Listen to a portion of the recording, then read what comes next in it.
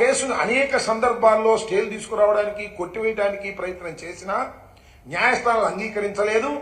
ఆ రోజున మాత్రం ఈ కేసును కొట్టివేయమని చెప్పేసి, క్వాష్ చేయమని చెప్పేసి రామోజీరావు గారు పిటిషన్ పెట్టారు. అప్పుడు ఆంధ్రప్రదేశ్ విడిపోయినా ఆంధ్రప్రదేశ్ ప్రభుత్వానికి నోటీసు రాలేదు. కేవలం తెలంగాణ కోర్టుకు మాత్రం నోటీస్ ఇచ్చారు.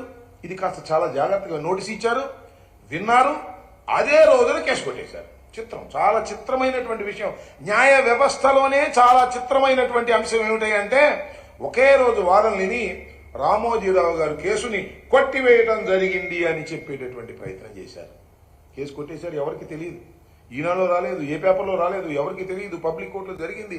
చాలా రహస్యంగా వ్యవస్థల్ని మేనేజ్ చేయటం అంటే ఇది అనిపించే విధంగా చేసినటువంటి సందర్భాన్ని వాళ్ళు గుర్తు చేయవలసినటువంటి అవసరం ఉందని కూడా ఈ సందర్భంగా నేను మనవి చేస్తున్నా. ఇది డిసెంబర్ 31, 2018లో కేసు కొట్టేస్తే దీనిలో ప్రధానంగా వాచ్ చేస్తున్నటువంటి మాజీ ఎంపీ ఉండవల్లి అరుణ్ కుమార్ గారు దాన్ని ఏ విధంగా తెలుసుకున్నారో ఎవరు పట్టించుకోలేదు. యాక్చువల్గా ఏం జరుగుతుంది ఏంటనేది దాన్ని మళ్ళీ డిసెంబర్ 19, 16, 2019లో అంటే సుమారుగా సంవత్సరం తర్వాత అరే ఈ కేసు ఎలా కొట్టేశారు, ఎందుకు ఇలా జరిగింది అని ఎంక్వైరీ చేసి మళ్ళా డిసెంబర్ 16, 2019లో ఈ కొట్టేయటం అన్యాయం అని చెప్పేసి, ఎందుకంటే హైకోర్టులో కొట్టేశారు కదా, సుప్రీంకోర్టుకు వెళ్లారు.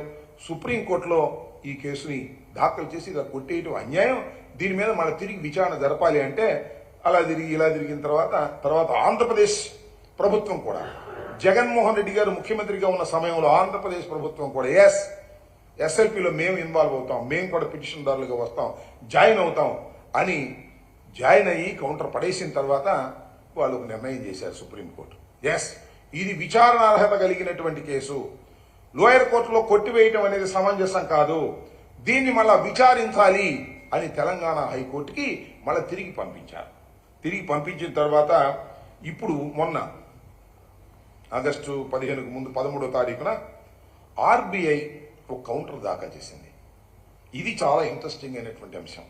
కౌంటర్ దాఖలు చేసి ఏం చేసిందంటే మార్గదర్శి చిట్ ఫండ్, మార్గదర్శి డిపాజిట్లు చట్ట వ్యతిరేకంగా రామోజీరావు గారు కలెక్ట్ చేశారు. ఇది చట్టానికి విరుద్ధమైనటువంటి అంశం. ఈ దేశంలో కానీ ఈ రాష్ట్రంలో కానీ హెచ్యుఎఫ్ అనేది డిపాజిట్లు కలెక్ట్ చేయకూడదు. డిపాజిట్లు కలెక్ట్ చేస్తే అది నేరం, క్రైము. ఆ క్రైమ్ మీద వారి మీద యాక్షన్ తీసుకోవాలి.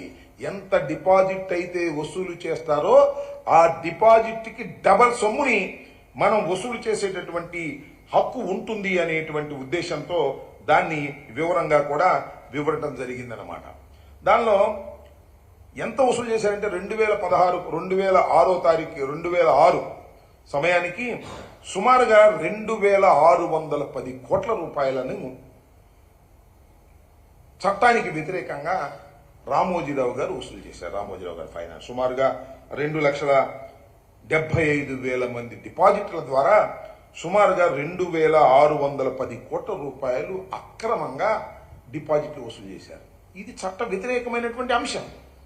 ఈ చట్ట వ్యతిరేకమైన అంశాన్నే 12వ తారీఖున హైకోర్టులో ఆర్బీఐ చాలా స్పష్టంగా పడేసింది, కౌంటర్ పడేసింది. అయ్యా ఈయన మీద యాక్షన్ తీసుకోవాల్సిన అవసరం ఉంది. అఫ్కోర్స్ రామోజీరావు గారు చనిపోయి ఉండవచ్చు, చనిపోయినా ఆయన మీద యాక్షన్ తీసుకోవాలి అంటే ఆయనకు సంబంధించినటువంటి సంస్థ ఉంది, వసూలు చేసిన వాళ్ళు ఉన్నారు, వాళ్ళ అబ్బాయి కిరణ్ గారు ఉన్నారు, వాళ్ళు కూడా దానిలో జాయిన్ అయ్యే పరిస్థితి ఉంది.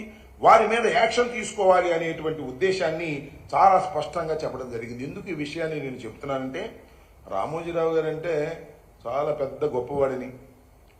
రాజశేఖర రెడ్డి గారు ఆ రోజున రామోజీరావు గారి మీద యాక్షన్ తీసుకోవడానికి ఒక కమిషను, ఒక యాక్షన్ తీసుకుంటే ఇది పత్రికా స్వేచ్ఛ మీద దాడి అన్నారు.